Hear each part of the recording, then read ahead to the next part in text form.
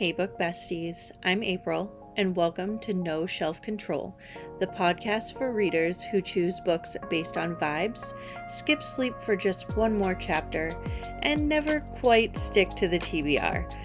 If you're into twisty thrillers, nostalgic favorites, emotional roller coasters, and a little bookish chaos, you'll feel right at home here. Each week, I'll be diving into the reads we love, the ones that left us shook, and everything in between. So grab your coffee, your Kindle, and come hang with me. Hey, book besties. Welcome back to No Shelf Control. Today, we're doing something a little dangerous. I have a list of my boldest, most unfiltered bookish opinions, and I'm not holding back today. Some of you are going to agree with me. Some of you might give me the side eye, but we can all agree that we can all have different opinions on different things, especially when it comes to books. And if you feel the need to send me a DM about what I talked about, feel free. I'd love to chat about it and hear your opinions as well. So pour your coffee, get cozy, and let's stir the bookish pot. Okay, so let's ease into this. I'm going to start with the takes that I think most of us can agree on, but I mean, I've been wrong before, so we'll see. I have a whole list here that we're going to go through. Hot take number 1, audiobooks count as reading. Yes. End of sentence. End of discussion, really. There have been many people in my past, and I've seen it online, I've seen it between friends, etc. People that say but audiobooks are not real books. You're not actually reading, you're listening. It's like a podcast. In a sense, yeah, it is like listening to a podcast, but somebody's reading a book out loud. So whether I read it with my eyes closed and have my headphones on, or I read it by looking at the page, or someone reads it out loud to me, I've still read a book. It doesn't have to be with my eyes. There are many people in this world who cannot read a book with their eyes. Are they not reading by listening to an audiobook? I don't think so. So I don't know why anybody has that take that says it's not actually reading. It is. I will say for myself, I'm not a huge audiobook person. It depends on the narrator for me. I do like listening to memoirs that way, especially if they're narrated by the actual person that it's written about, by the author. But if it's not, sometimes it just depends on the voice and the story itself. I prefer to read physical books or ebooks, but I will mix in an audiobook. I'm actually reading an audiobook right now. So before we get into this hot take, I did have one listener reach out to me to give me hers, and it coincides with this one. So, Kaylin, this is for you. And if I'm saying your name incorrectly, I am so sorry. But Kaylin messaged me and said that she's always curious to know how many people have to finish a book once they start it and why. She said she personally has to finish one, but still doesn't have a valid answer as to why. I can definitely relate because I used to be exactly like that. And recently I've started to veer into DNFing a book every now and then. So that is actually one of the hot takes that I have. So let's get into it. DNFing a book is a form of self care. It's so hard for me to say that because prior to a few months ago, I never ever DNF'd a book. I always felt the need that I needed to get through the book, even if it was dragging. For example, there are books that it takes 20, 30, 40% of the book to go through, and then it hooks you in, or then it speeds up. It's a slow burn before that, or it's just a lot of confusion before that, and then it all comes together. So I like to give every single book, I don't know, my time and put some effort into understanding what the author was writing because there was a lot of effort put into this book. But now I've had the opportunity to read some books that really just weren't my vibe, and I didn't know until I forced myself to finish them. And I felt like, okay, I could have told myself, in fact, I did tell myself 25, 50, 75% of the way through the book, like, I'm not connecting here. I'm not enjoying this. Reading is a form of my self care. So if a book is not connecting with me and I'm not enjoying it, it's okay if I shut that book and put it to the side. Maybe I try and pick it up another day. I've definitely done that before, but usually it's still the same story. So, in my opinion, again, these are my bookish hot takes. DNFing a book is a form of self care because If it's not your vibe and you're not enjoying it, you should not force yourself to read it. Not every book is for everyone. I think I've said that before on this podcast. It is still true today that not every book is going to be for you, for me. And that is another reason why another one of these episodes I'll talk about my rating system, why I never really rate a book under 3 stars, because sometimes that's just not fair. Somebody put their time and effort into writing a book, and if it's not for me, that's not for me to judge it and say, wow, this is terrible. In my opinion, I didn't enjoy it, and because of my opinion, I didn't finish it. So do I deserve to give a rating? No, absolutely not. I didn't read the whole book. Even if I did, if I really didn't enjoy it and I felt like I couldn't even give it a 3 stars, couldn't even recommend it to somebody, then I probably won't rate it at all and just count it as a DNF. It is what it is. Okay, moving on. Another hot take I have. Buying books versus reading them is 2 separate hobbies. And I know there are people out there that say that does not exist. Whether you're buying them or you're reading them, it's all one hobby. No, there's a natural high that you get when you go into a bookstore of any kind and you get to buy new books. I don't know what it is. Same thing goes for the library, taking home some new books. Support your local libraries, everybody. Don't just go to the bookstore, go to your library. The feeling that you have when you get those books, I don't know. Maybe I'm just crazy, but that's one of my biggest hot takes right there because I also feel a completely different way, but still amazing when I read a new book. Okay, one more of the bookish hot takes that I've come up with that I really want to talk about before we get into everything is, and this is just, again, my opinion, fantasy worlds do not have to be complicated.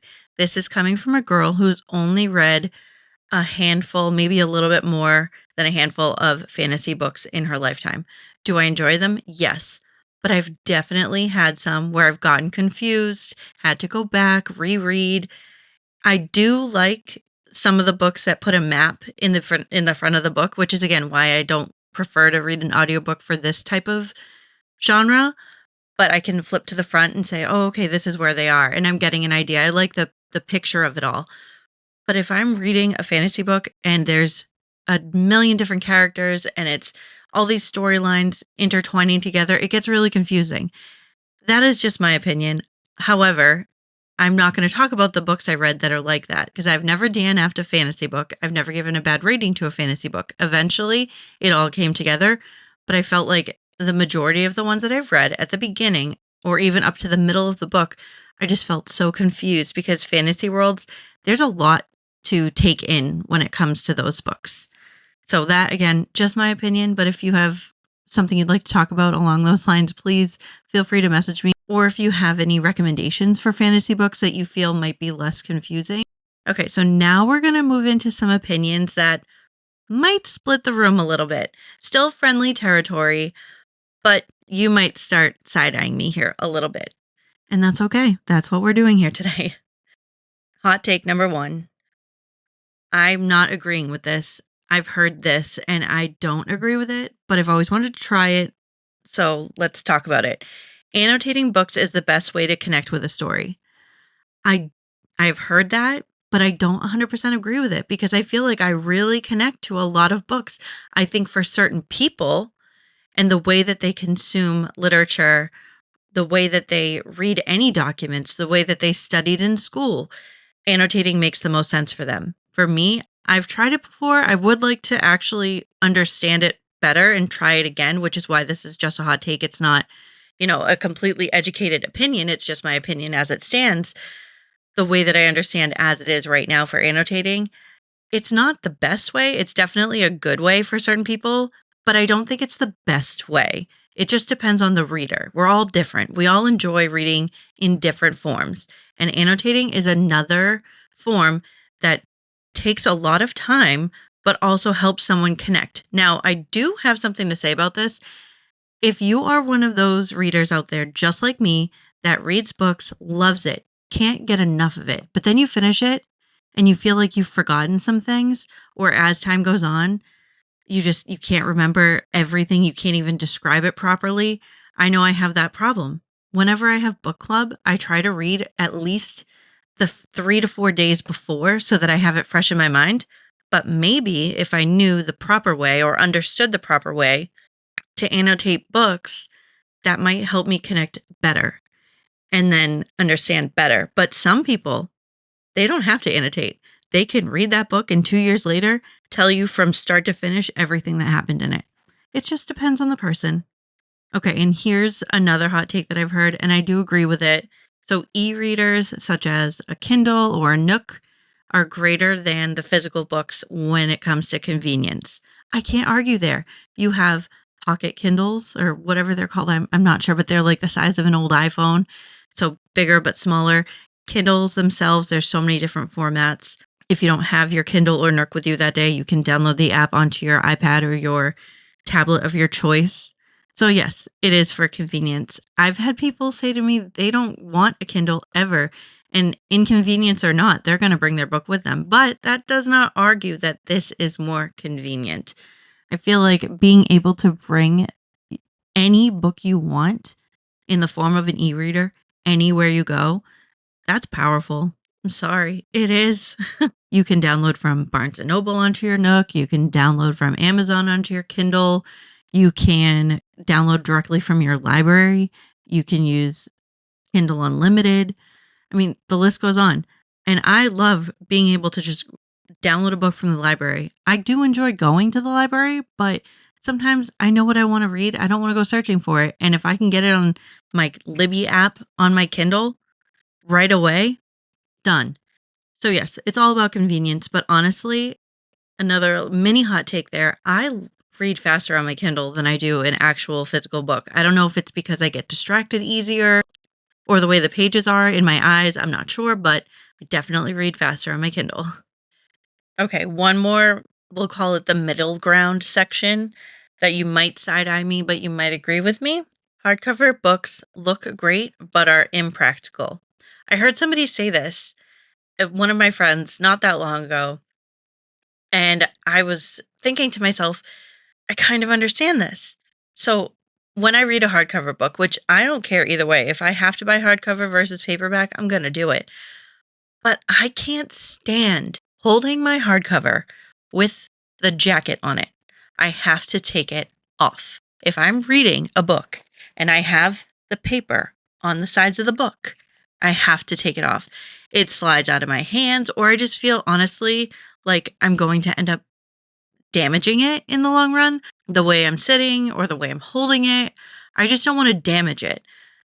And so it's really all about keeping it in good condition and not feeling like my book is slipping out of my hands.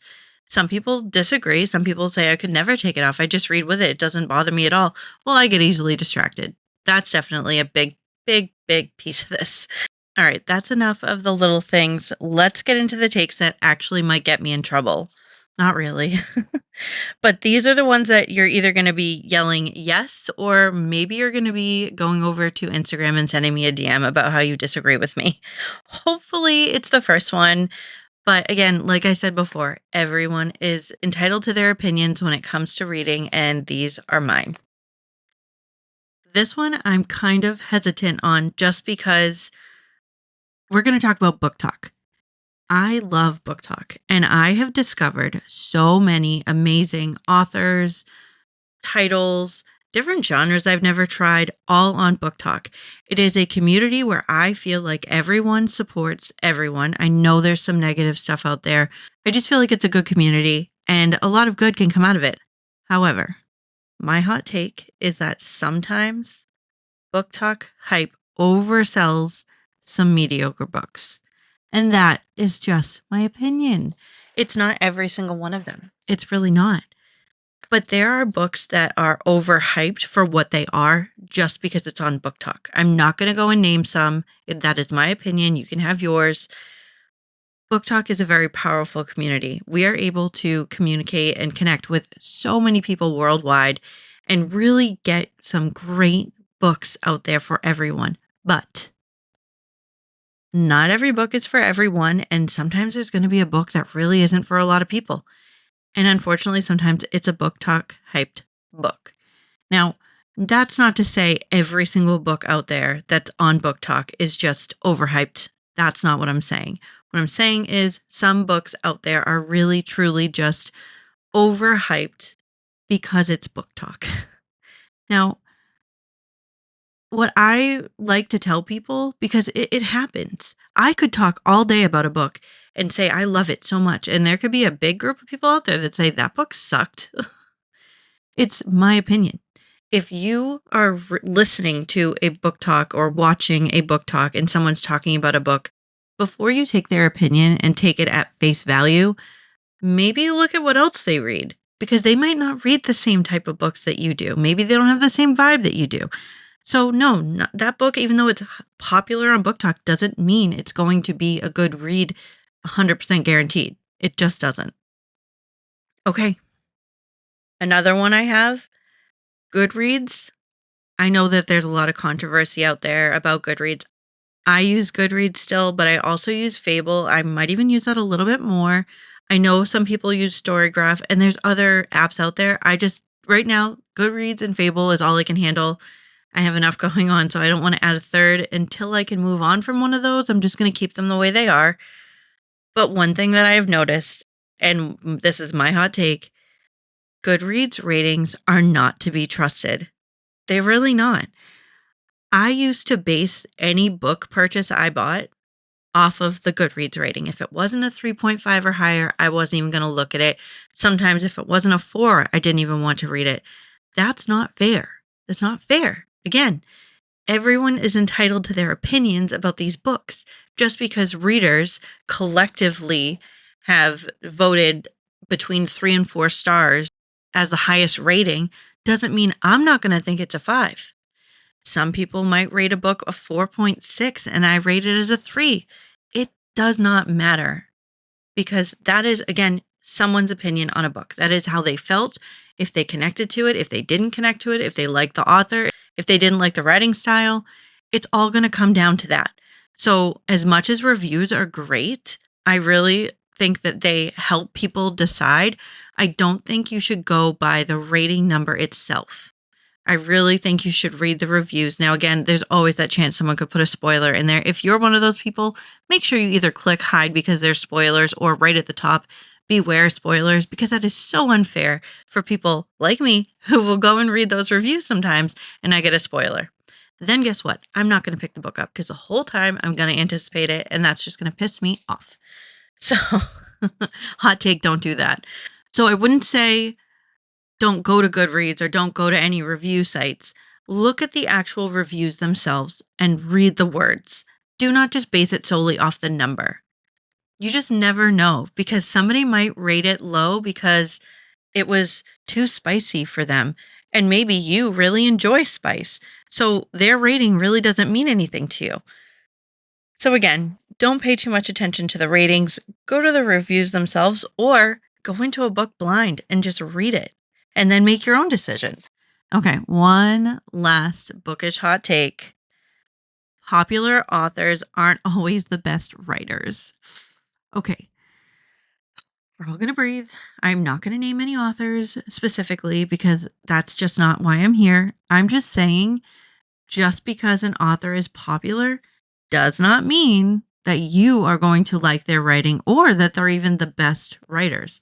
There are authors out there that have so many books, and they come out with books often, maybe every year or two, but their writing style might not be good to you. I can think of plenty right now in my head that there are some that I love. For example, I'm going to use somebody I love, Frida McFadden. She comes out with books all the time. There's some authors out there that are very, very popular, but people have come out and said that they didn't like their writing or their writing style isn't so great. I can actually think of one right now that I've read several of this person's books and I just wasn't pulled in. I did not enjoy it. They're still a really popular author, and that's okay. That's fine. Doesn't mean anything. It just means I'm not going to read their books. But popular authors are not always the best writers. That's all I'm saying, in my opinion. Whew, okay. That's enough chaos for one episode. Now, the opinions are strong and the shelf control is low, just the way I like it. Now it's your turn. Send me your hot takes. I would love to hear what they are. Maybe I'll even talk about them on the show. This is not the last time I'm going to talk about hot takes. So either go to TikTok or Instagram or click the link in the bio or the show notes and you can fill out the Google form to send me something there. And like I said, I might share them in a future episode. So next week, we're actually going to switch gears. It's getting to be fall. I know that really right there, that sentence, I wish I could delete it because I hate it. I hate summer ending. It's not fair. So we're just going to pretend I didn't say that. We're just going to say it's going to get into a busy season. This wonderful time of year, summer is going to start to slow down and we're going to get back into a busy season. Maybe your kids are going back to school. Maybe you're a teacher and you're going back to school. Maybe you're starting a new job. The holidays are coming, etc. Let's just bask in what's left of August. That's how I'm going to live the next few weeks. But like I said, next week we'll be switching gears and talking about how those busy seasons in life get in the way of reading and how to still make time for your books when your schedule is pure chaos. I know that mine is sometimes. In fact, often. And one last thing to mention, in September, I'm going to be starting a virtual book club on Fable called No Shelf Control Book Club. You might be able to find it on there now. There's nothing really there yet. I only just created the club. But over the next few weeks, I'll give you some ideas of what we're going to be working on. And in September, the book club will launch and we'll start our first book together. So keep an eye out for information on that. Thank you so much for hanging out today, book besties. And don't forget, no shelf control is highly encouraged. Bye.